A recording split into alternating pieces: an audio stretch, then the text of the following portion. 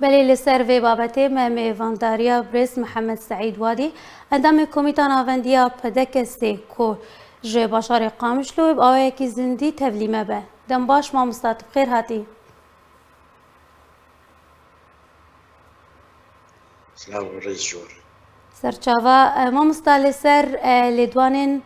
مظلوم کوبانیین و داویه کو دبجه او خالو مرجن دنابرا وانو انا کسیده نبنگهیه ما بس تاوی چیه کو نبنگهیه او خاله مخابن هجر هالوستا مظلوم أذى ناب جرانتور وناب كسكي جو محايد ناد بالطرف ودي جوهري خذ أو طرفي يعني أفتشتي قواتني كرن كيفن تجي درحقي ملتي كرت درحقي جالقبانا ضد قرتنو كشتنو شواتا مكاتبة ندوري نرينيوي وندوري الكنترولاوي يعني ليه هيبيك هبو تشتيقو أمريكانا أو كالفان قد ليه تكرنتور بالسر ضمانا قسادي قيادي أو بان بارتيانا أي كنترولا قيادي تقارب داخل وان بكش بوجو أو أنجمان ميزيكي يبدو ما مستعب بس تعطي جرانتوري بيان كي بيان جي كوكي تبحثي كيركو أمريكان أو آلية بيان كيف كريه جرانتوريان جي كو وكي جرانتورا كي سر بخبه أو بخو جرانتورا كي سر بخبه بس نسر بخوي يعني جبوجو مخنخة فيه بله يعني أسي يعني بروجي بخوا أمريكا وفرنسا أو بي تكليف كرنيش بوجو أو شيء كارب رولك إنجليزي إنك يجيبون الشيء اللي مقابل قابكو أبن ريني وينا بيج بي ولا تشتيك بينا الطرفة تشتيك بتشوف باش مادة سبيك جوار بودي بدي أبن نقاطي وأنا وكوتن أبشتنا نالسرفانا عم بتفقد دال سدني جيني كارب بكر يعني مثلا فاني قرتي لشكريانا كان مثلا خندني مثلا عقد اجتماعي مثلا يعني افتشتنا تفتي يعني اختيقو اوانا باودي بينين ما بيرابن سكرتش اساسي تيكليا وان ويشاغي موافقك امريكانا وقوتن ابن قاتل جوهري ولازم افتشتنا رسر جوختيقو مسدود بيجي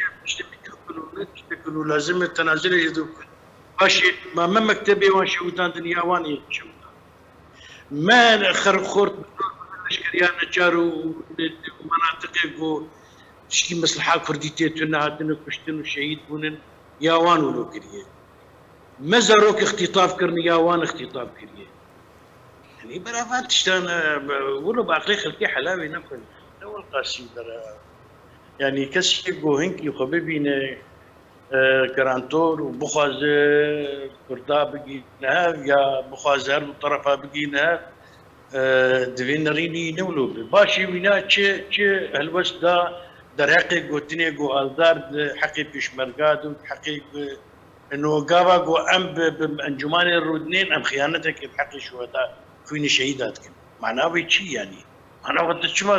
تجنيتك شما جرنا بيجي في تصريحاتي يعني رئيسي وفدي واني يعني ادن وقتي قوم مكاتب هات الشوتان قول والله قرقني الشوتان وابتشتان انا راستكاني اوي قرت كاتش محاسبه يا كا تشت تحقيقات كرن درحقي ابي قو مكتب شوتان بله هذا ما بله ما مستعد يعني شما هرتم دينارين اعتدت شما هرتم لدوان سركردين بياديان جي بيانكي بروفاجيه لدوانين سركردين انا كسينا يعني انا كسي هرتم بناريني باريني بايجابي لدوانين خد دو شما ايه سركردين الين دن بفيرانجيه دينارين اعتدت شبرتش نارينا مد ابوك جبهه بعش شكر وانا كنترولا بيديدني يعني تكار بيدير انه رحنا لي بكي تقو دار بكي لي ابي دنج درس خو مصلحه خو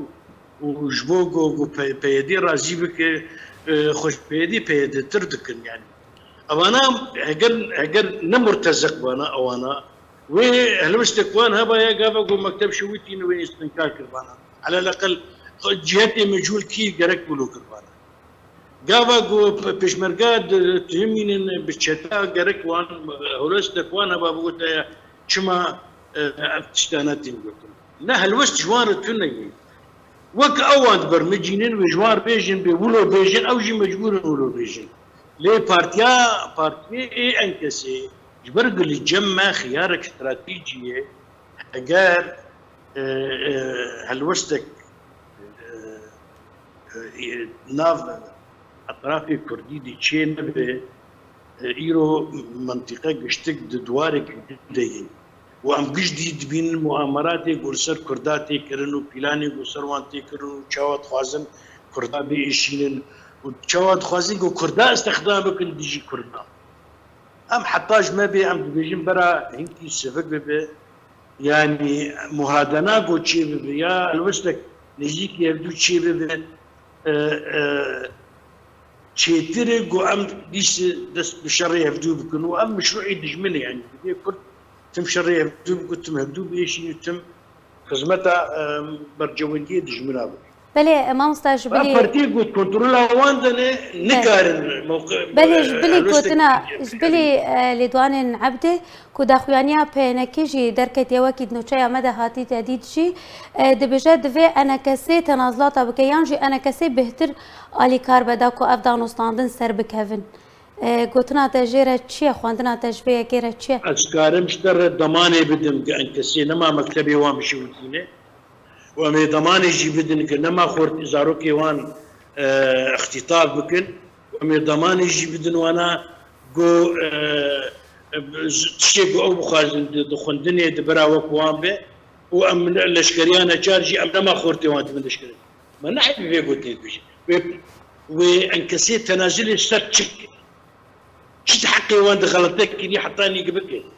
لي بس وقتي قد بيجي اف تشتيقو كذا اف موقفي واف تصرفاتي وشاشن رخنا بكن وبيجي نا هذا تشنابي انكسي بان رخنا باش ما دام رخنا ناك زوجي برا بيجي بياخذ تسليمه بكن فان بارتي انا يريد كنترولا بيديدي جو مو ناكل جيني اخوان